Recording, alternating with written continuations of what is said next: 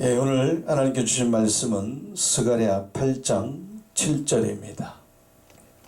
제가 봉독해 올리겠습니다. 만군의 여호와가 말하노라. 내가 내 백성을 동방에서부터 서방에서부터 구원하여 내고 인도하여다가 예루살렘 가운데 거하게 하리니 그들은 내 백성이 되고 나는 성실과 정의로 그들의 하나님이 되리라. 아멘. 오늘 우리에게 주신 말씀입니다. 지금은 우리가 때를 보니까, 시간을 보니까 이제 마지막 때를 달려가고 있습니다. 세상 그 노래도 보니까 세상이 왜 그래? 이런 노래가 있는 것 같더라고요. 사실 신앙의 눈으로 봤을 때는 주님은 살아계시고 천지를 창조하시고 일을 시작하셨고 또 이제 마지막 때가 됐기 때문에 끝을 하나님께서 분명히 말씀하셨고 세상 끝에 하나님이 모든 일을 마무리할 때가 다가왔습니다. 그래서 마지막 때는 이제 말세라고 그러는데 이 말세에 세상이 선한 것보다도 악한 것을 더 좋아한다 그랬습니다. 마지막 때는 무정하고 또 사랑이 식어지고 그리고 음란하고 폐악한 세대. 우리도 그 주위를 보면 옛날하고 많은 그 차이를 사람들을 통해서 느낍니다. 많이 이렇게 좀 악해져 있다 하는 그런 생각을 스스로 좀 해볼 때가 많이 있습니다. 근데 주님은 이런 것들을 피하라고 말씀하셨고 같이 재짓지 말고 구별되라. 불의한 자는 불의한 자로, 더러운 자는 더러운 자로, 그렇지만 의로운 자는 의로운 자로, 깨끗한 자는 더 깨끗하게, 더 청결하게, 더 신실하게 주님을 사랑하고 주님의 성품을 닮아가는 그 경건의 연습으로 늘 하루하루 기쁘고 즐겁고 또 예수님의 생명을 전하고 늘 마음속에 천국을 이뤄가려고 노력을 하고 있습니다. 그래서 이 세상은 마지막 때가 되면은 분명히 악해진다고 성경은 말을 하고 있습니다. 왜? 영적으로 본다면은 사탄 마귀가 자기 때가 얼마 남지 않은 줄 알고 이제 최고의 악을 부릴 때이기 때문에 우리의 싸움은 혈육이 아니지 않습니까? 이 세상 것보다도 영의 싸움, 그죠? 그런 싸움이기 때문에 공중권세 잡은 마귀와 싸우고 그 마귀와 싸워서 우리가 승리하는 그 영적 전투를 갖춰 나가야만이 이기는 자가 되는 것이죠. 우리는 내 자신과 싸워서도 이겨야 되겠지만 마귀와 싸워서도 늘 이겨야 됩니다. 이 세상은 이제 형적이 조금만 있으면 사라지게 됩니다. 하나님께서 만물을 새롭게 할 때 마태복음 19장 28절에 보니까 세상이 새롭게 돼요 그랬습니다. 인자가 자기 영광의 보좌에 앉게 된다. 그럼 어떻게 새롭게 되느냐? 계시록 11장 15절에 이 세상 나라가 우리 주와 그리스도 나라가 되어 그랬습니다. 그가 세세토록 왕노릇하시리로다. 그래서 그 예수님이 백마 타고 오시는 그 예수님이 이름이 충실과 진실인데 만왕의 왕이고 그분이 만주의 주가 됩니다. 그날에 그가 홀로 이제 영광받게 되어 있습니다. 물론 이제 심판을 통해서 절장번설해 가지고 열방을 깨트립니다. 시편 2편에도 나의 왕을 거룩한 산 시온에 세웠는데 열방들이 허사를 경영하고 그 기름 자를 대적한다고 했습니다. 하나님이 세운 자를 대적하는 그럴 때에 하나님이 하늘에 계신 자가 웃는다는 말씀도 기록되어 있죠. 그래서 세상은 왜 이래? 그거는 세상 사람들은 말씀이 없으니까, 그죠? 어떤 희망이 없으니까, 세상이 다니까 그렇게 할 수 있지만 우리가 영적인 눈으로 본다면 이게 마지막 때구나. 그래서 우리가 마지막 때 이 종말을 준비를 해야 됩니다. 그래서 오늘 말씀을 보니까 하나님께서 하나님 백성들을 동방에서부터 서방에서부터 구원하여 내고 인도하여다가 예루살렘 가운데 거하게 한다고 말하고 있습니다. 이것이 마지막 때의 하나님의 일입니다. 마태복음 24장에서도 세상 끝에 어떤 일이 있느냐면 인자가 하늘에서 오시는데 구름을 타고 능력과 큰 영광으로 이제 오게 되는데, 오기 전에 천사의 나팔, 큰 나팔 소리와 함께 천사들을 이제 보냅니다. 보내서 어떤 일을 하시느냐? 저희가 그 택하신 자들을 하늘 이 끝에서 저 끝까지 사방에서 모으리라. 할렐루야. 그러니까 주님이 마지막 때 추수를 하십니다. 세상 끝은 추수 때라 그랬어요. 결실할 때입니다. 신앙의 완성을 우리가 통해서 열매가 되어서 아름다운 열매로 주님이 따갈 수 있는 좋은 열매가 될 때 주님이 우리를 추수해 가시죠. 모으시죠. 그러니까 마지막 때에 알곡만 모으지, 물론 이제 가라지도 모으죠.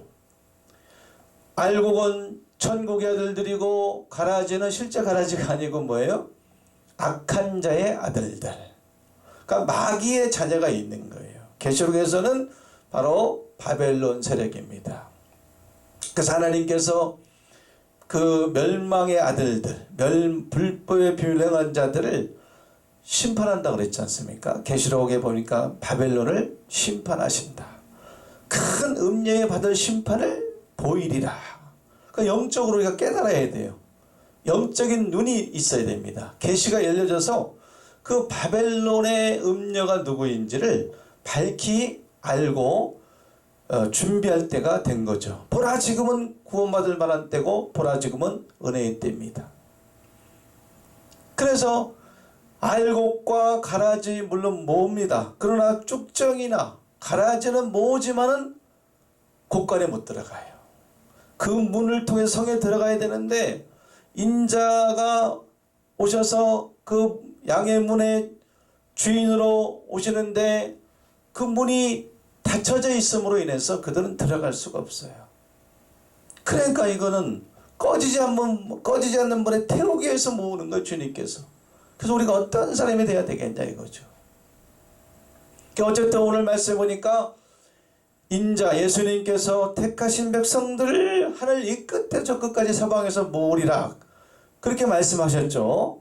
그러면 예언서라는 것은 계시록도 있고 마태복음 24장 오늘 제가 읽어드렸던 천사들을 보내서 택한 자를 모으는 것도 마지막 때 되어질 일이고, 그러나 구약에도 예언서가 어마어마하게 많이 있습니다. 시편도 예언이고요.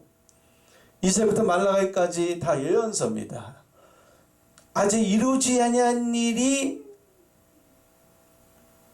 예언서지 않습니까? 그러면 오늘 스가랴 선지자도 마찬가지죠. 뭐라고 그랬습니까?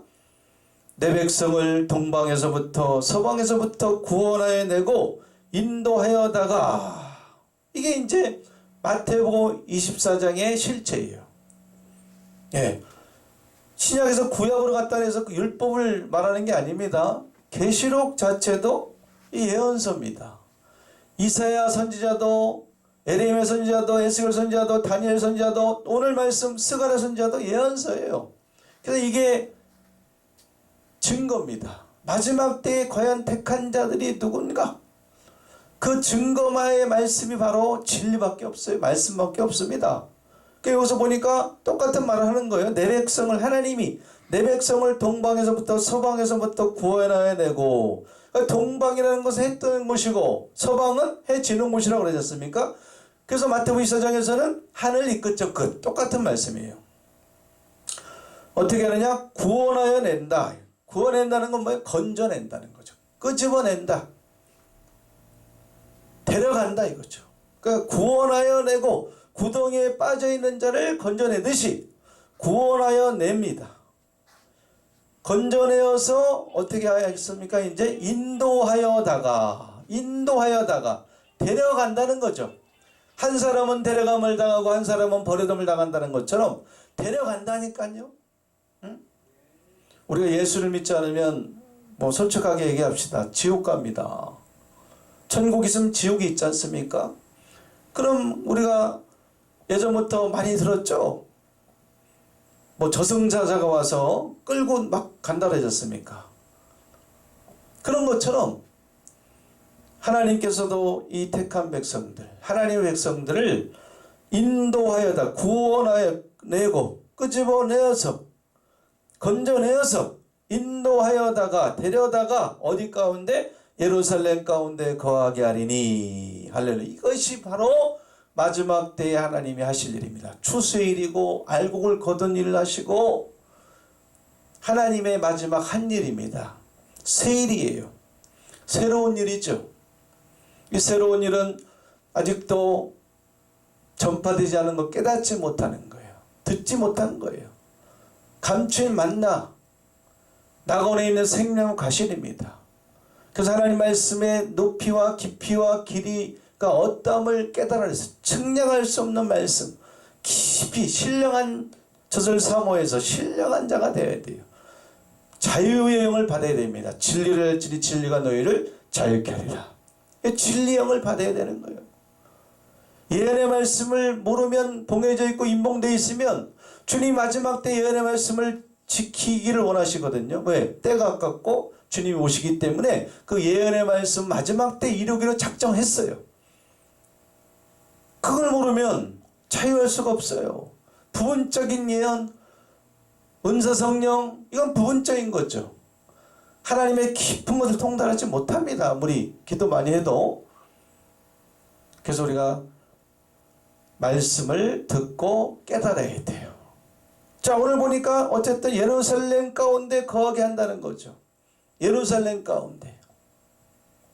그리고서 그렇게 하시고서 하나님이 그들에게 나는 그들의 하나님이 되겠다. 충실과 진실로, 정직으로, 성실과 정의로 그들의 하나님이 된다는 거예요. 그들을 다스리고 그들과 함께 거하고 그들과 함께 거하면서 이제 다스리고 통치하는 왕같은 제사장들이 되겠죠. 그렇죠? 이들이.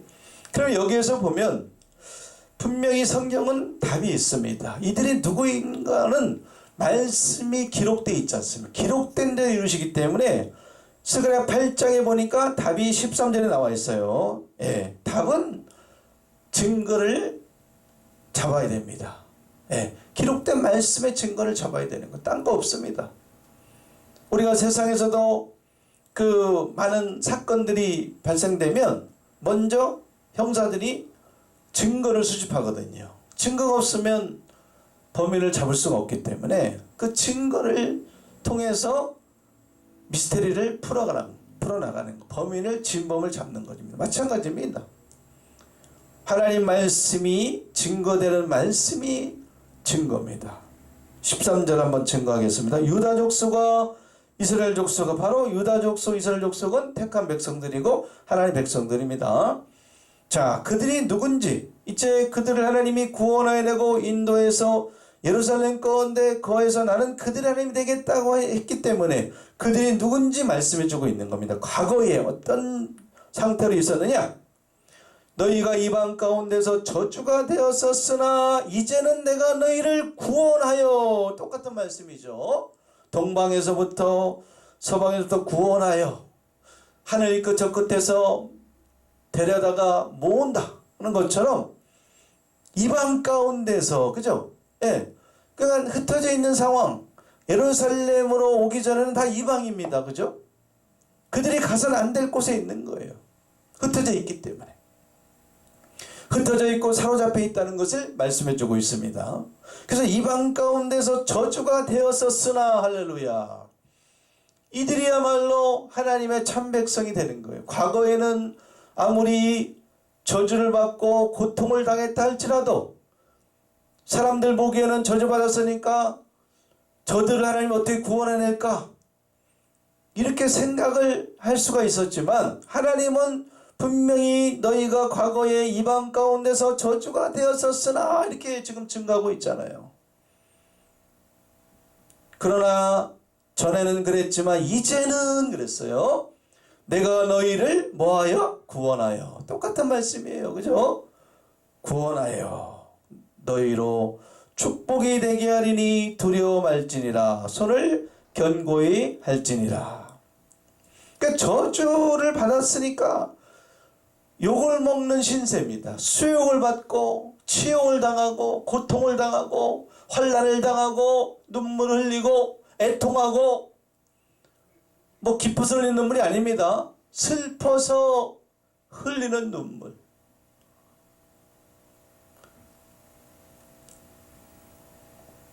과거에 그렇게 저주를 받았지만 하나님이 너희를 구원해야 된다.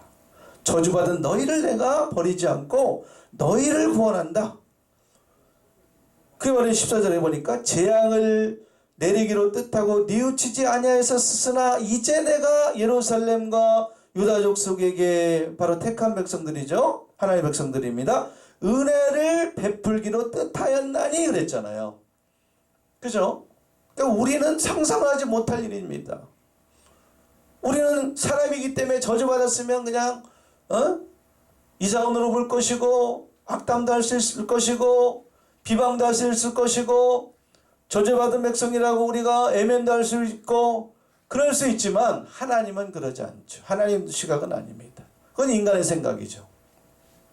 그래서 하나님께서 이들에 향한 그 생각을 에레미야 29장 이제 11절에 나오면 나 여호와가 말하노라 너희를 향한 나의 생각은 내가 하나니 재앙이 아니라 곧 평안이요 너희 장래의 소망을 주려 하는 생각이다 그랬습니다. 그러니까 우리의 생각은 저주받았으니까 버린 게 아닌가? 하나님이 과연 그들을 찾으실 것인가? 그렇게 생각할 수 있지 않습니까? 그러나 하나님은 우리가 생각하는 그들에게 재앙을 주는 게 아니고 잠시 준 거죠.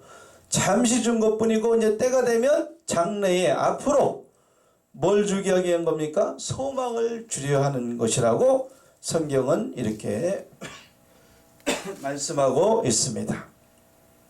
그래서 너희를 구원하여 재앙을 받았지만 저주를 받았지만 치욕을 받았지만 너희를 구원하여 너희로 축복이 되게 하리니 그러니 두려워 말라.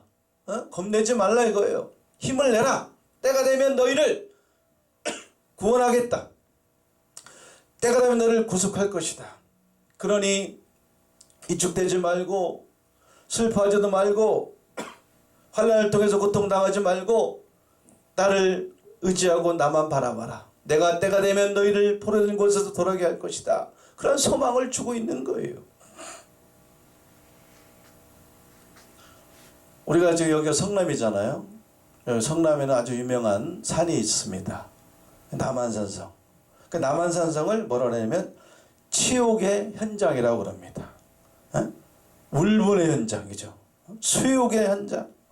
왜? 우리 과거 역사를 보면 청나라하고 우리 조선하고 뭐 전쟁 하다가 이제 결국은 그 태종이 와서 남한산성까지 와갖고 그 인조를 무릎 꿇렸지 않습니까? 그래갖고 3번 절하고 9번인가요? 막 그냥 땅바닥에 그냥 쿵쿵 해갖고 막 피가 낭자하고 막 그 소리가 그 태종한테 들릴 정도로 막 그렇게 조아리고 항복했지 않습니까? 얼마나 그게 슬픈 일이에요. 슬프다 슬프다. 성경도 애가와 애곡과 재앙의 말이 기록된다는 것처럼 우리나라 역사도 너무 슬픈 역사였습니다.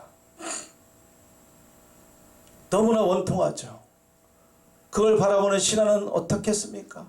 백성들이 그걸 바라보고 어떤 마음을 가졌겠습니까? 너무나 원통하죠. 너무나 슬픈 일이죠. 너무나 치욕스러운 일이죠. 그러한 것처럼 지금 이 백성들이 저주, 이방에서 저주를 받고 있는 신세였습니다. 치욕을 받는 그런 상황이었어요, 과거에는. 그리고 영적으로 바벨론의 포로 가운데 있었습니다. 시편 126편에도 시온의 포로를 하나님이 돌린다 그랬잖아요. 그러니까 돌리기 전에, 구원하기 전에, 데려오기 전에 예루살렘으로 주님의 땅으로, 주님의 집으로, 고토로, 그들이 떠났던 곳으로, 본토로, 에덴 동산으로, 새하늘 땅으로, 시온산으로 데려오기 전에 그들은 이러한 고통을 너무나 많이 겪었습니다.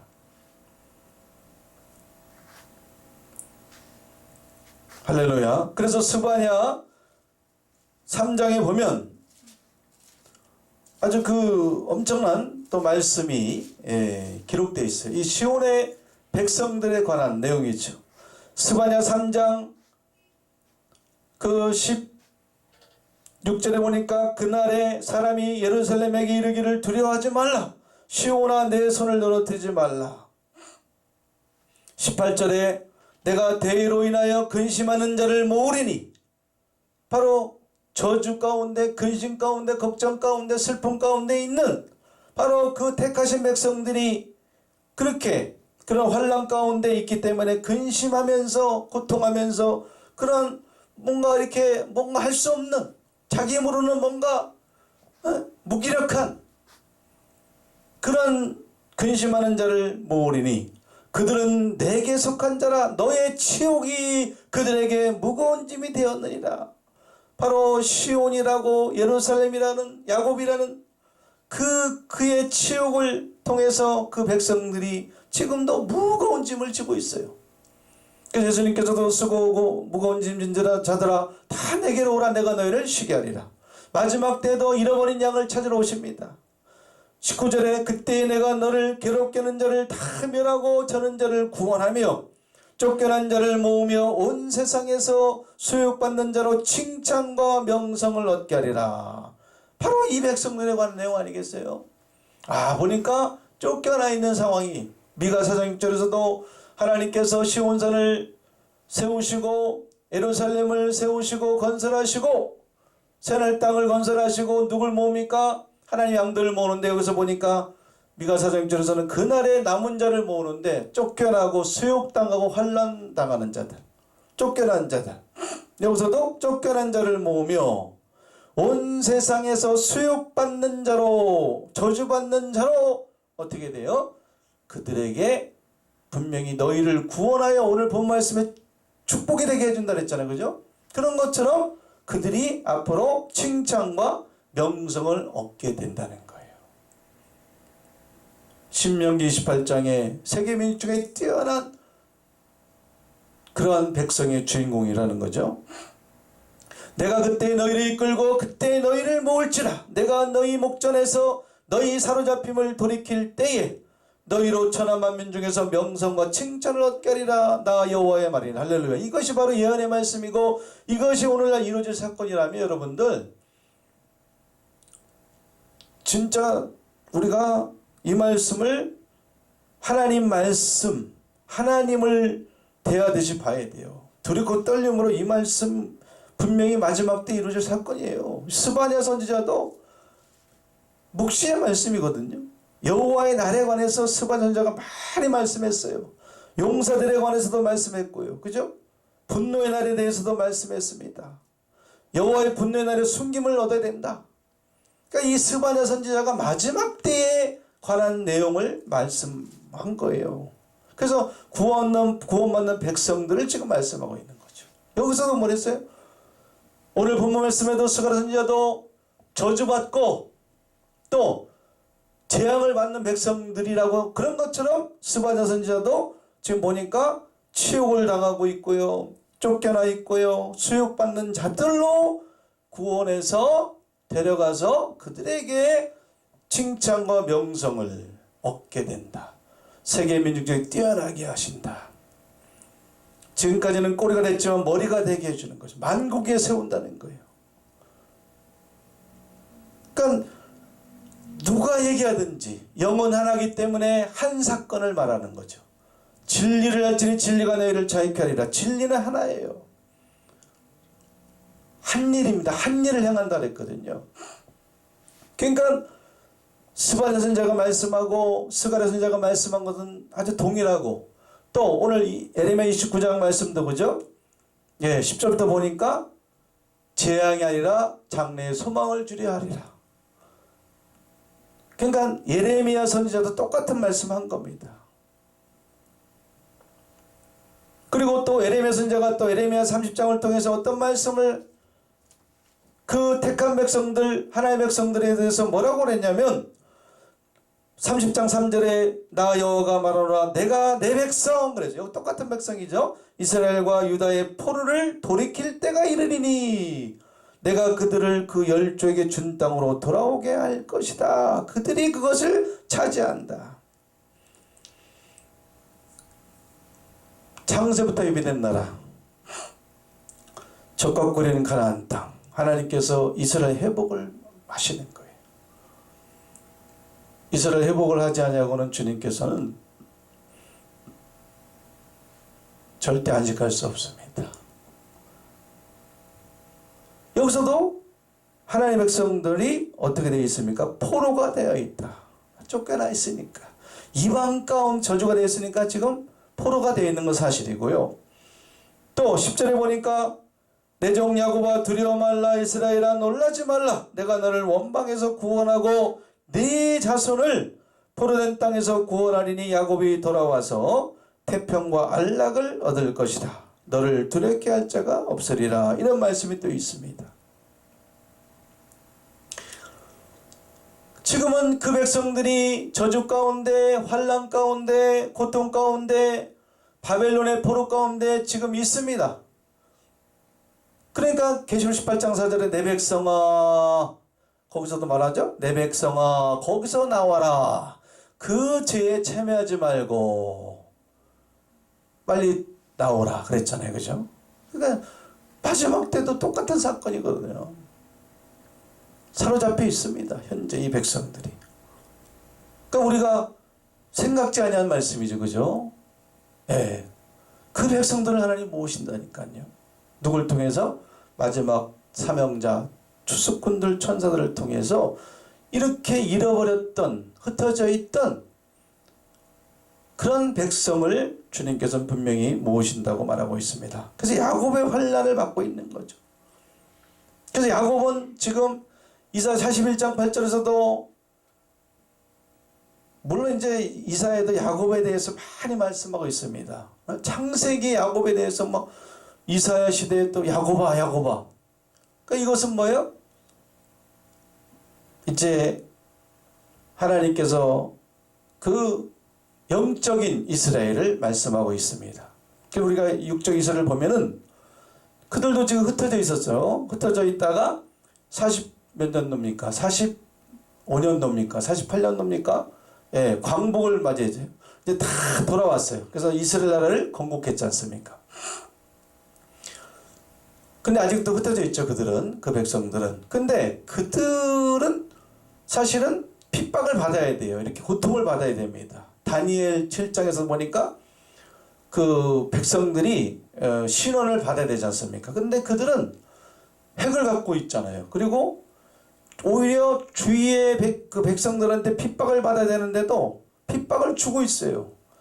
예? 군사적인 우위로 인해서 팔레스타인이라는 그 백성들을 완전 쫓아내가지고 그러면서 더 강국이 되어 있잖아요. 그들을 지배하는 어떤 그런 형국이기 때문에 육적 이스라엘은 아니라는 거예요. 이 영적 이스라엘이 있는데 이렇게 마지막 때 분명히 하나님께서 이루신다는 거예요. 우리가 살펴봐야 됩니다. 그런 데가 어디 있는가? 저주받고 재앙을 당했고 바벨론 포로가 되어 있고, 그래서 그 포로된 상황에서 그들을 압제하고요, 저주받고 그 다음에 욕을 받고 고통을 받고 또 그렇게 고통을 주는 자가 누군가? 그게 가라지예요. 가라지. 이들은 알곡이고, 그러니까 같은 밭에 있는 거죠. 내 백성 거기서 나오라.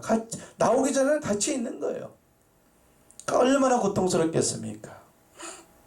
그래서 이사야 41장 8절에 이하 보니까 지렁이 같은 너 야곱아 그런 표현했어요. 지렁이 같은 너 야곱아. 에가에서도 보니까 이 백성들이 말하기를 우리는 열방 가운데서 징계와 폐물로 삼으셨다 이렇게 말하고 있어요. 이 징계라는 것은 먼지와 쓰레기 같은 존재고, 폐물 아시죠? 쓰지 못하는 물건. 저도 뭔가 고장나고 쓰지 못할 물건은 다 버리게 바빠요. 그죠? 그러니까 버림받은 백성들. 시온이 그래서 버림받았지 않습니까? 그죠? 그리고 에가 4장 5절에서는 거름더미를 안고 있는 형국을 했어요. 그러니까 지렁이는 어디에 있어요? 거름더미에 살고 있어요. 그죠? 아주 미천한 존재예요. 지금 이 야곱은. 왜? 저주를 받았으니까. 치욕을 받고 있으니까. 그에 대한 보응을 받을 수 있죠. 아무리 의인이라도 보응을 받습니다. 그럼 앞으로 악인들은 얼마나 큰 보응을 받겠습니까? 완전히 하나님이 큰 물의 파도를 밟으시고요, 진노의 포도송이를 거두시잖아요. 진흙처럼 밟아버립니다. 악인들은. 불법을 행하고 그 나라에서 넘어뜨리고 이 백성들, 시온의 백성들을 넘어뜨리고자 했던 그 백성들을 하나님께서는 다 심판하죠. 그래서 마지막 때는 주님께서 이렇게 추수를 하십니다. 악인의 진머리를 치시는 것도, 가라지를 심판하는 이유도 뭐냐? 알곡을 살리기 위해서, 알곡을 회복시키기 위해서 하나님은 지금도 일하고 계십니다. 그래서 하나님의 진노는 마지막 때 가서, 말일에 가서 깨닫는다고 말씀하는 말씀도 있죠. 이제 오늘도 하나님께서는 하나님의 백성, 택한 백성들, 시온의 공의가 빛같이, 그 예루살렘의 구원이 햇불같이 나타나도록 시온을 위해서 지금도 잠잠하지 아니하고 일하고 계십니다. 하나님이 그 이스라엘을 회복해야 되기 때문에 이제 그 이스라엘의 백성들을 돌아오게 하는 마지막 사명자들을, 군대를 통해서, 군사를 모집해서 군대들을 훈련시켜서 이제 마지막 때 주의 오실 길을 예비하는 그러한 시대가 가까이 오고 있기 때문에 이제 여러분들 진리를 구하고 공의를 구해서 부르고 탄식해서, 또한 이 말씀으로 기름을 받아서 그러한 큰 사명자로 하나님 마음을 그 앞에 길을 예비해서 시원케 드리는 저와 여러분이 되시기를 예수님 이름으로 간절히 부탁드리고 축원을 드립니다. 아멘.